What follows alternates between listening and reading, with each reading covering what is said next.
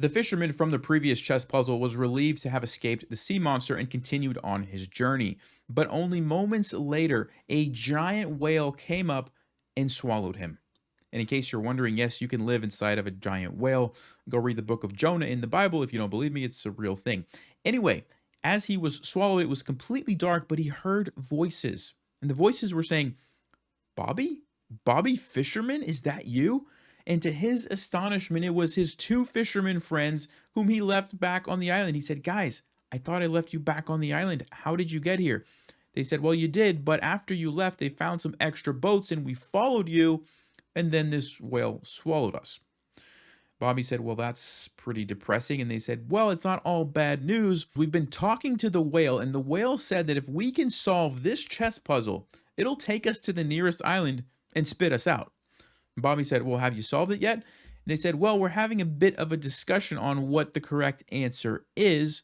And before I tell you what their discussion was, if you guys would like to pause and figure this out on your own, Black's pawns are moving down the board in this direction. White's pawn is moving forward, and it's white to play. Should it be a win for white, a draw, or a win for black? Well, if you had a chance to do that, here's the discussion that the fishermen were having. The first fisherman said, It's got to be a win for black because when we push our pawn and try to get the queen to deliver the checkmate, we just don't have time. Black's going to push theirs, get the queen first with check, and even though we can take it, they're going to take back. And now when we move, the rook comes down and stops our pawn, and we lose. Black still has this to get a queen.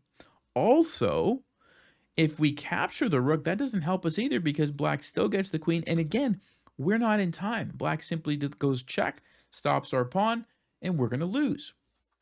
The second fisherman, though, said, But there's a clever move here that you're missing that we can play. And it's the crazy move, rook to c1. And if we play rook to c1, when black captures, now we have time to push our pawn and threaten the checkmate. And anywhere that the rook moves will simply be checkmate.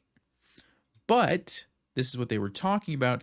The king could move here, and then after we get the queen, it looks like it's going to be a draw because of the following line. The king is going to run to b2. We're going to come down and attack this pawn. The rook is going to move over to make way for the queen.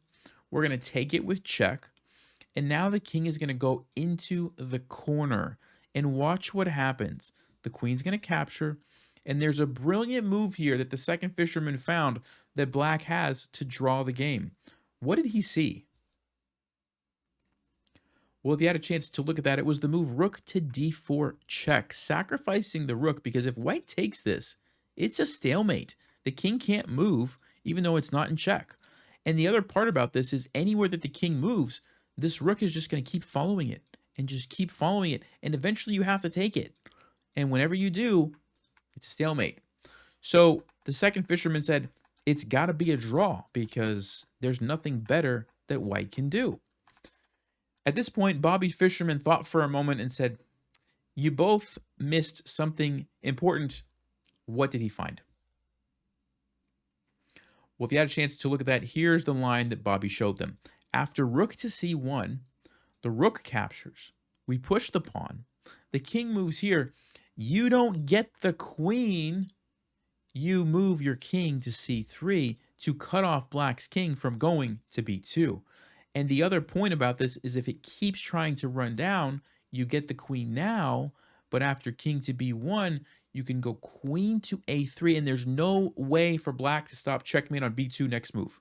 Anywhere that you move your rook to doesn't help you. This is checkmate. The only other legal move that you have would be to push this pawn, also checkmate. And so that was the idea that you guys missed. King to c3. At this point, the first fisherman chimed in and said, Wait a second, black has other options after we play rook to c1. They don't have to take our rook. What if they play the move b2 instead? And Bobby said, Well, you can still push your pawn because you're still threatening the checkmate. The first fisherman said, Yes, but what happens after king to a5? Isn't the king going to escape? Bobby thought for a minute and came up with a brilliant move. What did he find? Well, if you had a chance to look at that, the move is king to c5. Again, boxing out the king and forcing it to go back down the board. Because if the king keeps trying to run, now when you get the queen, it's just checkmate because the queen takes away the square and your king is helping out. So because of that, the king actually has to run down this way, and then you can finish off the game with queen, queen to d5 check, and there's actually a mating net here. Regardless of where the king goes, it will lead to a checkmate. For example, if the king goes here, see if you can find the winning line. Well, if you had a chance to look at that, it's queen to d4 check, forces the king over, queen to b4 check, forces the king to run back here, and then you have this really nice checkmate here because the king can't go this way. So regardless of how black responds, it's still going to lead to a checkmate. There was actually one other line that the fisherman mentioned, king to a3. But again, if you would like to pause, what does white play here? Well, if you had a chance to look at that, it's the same idea as before. You don't push the pawn yet. You have to go down, take away the square from the king, and only then, after whatever black does next, that's when you push. And this is ultimately what leads to the win. If you go here, you can get the queen. And again, as I showed before, it's the same line. So they solved it correctly due to the brilliant rook c1 and then later the brilliant king to c3. Having successfully solved it, the whale did take them to the next island and spit them out onto it, but what they saw might surprise you. We'll talk about that next time. As always, stay sharp, play smart, take care.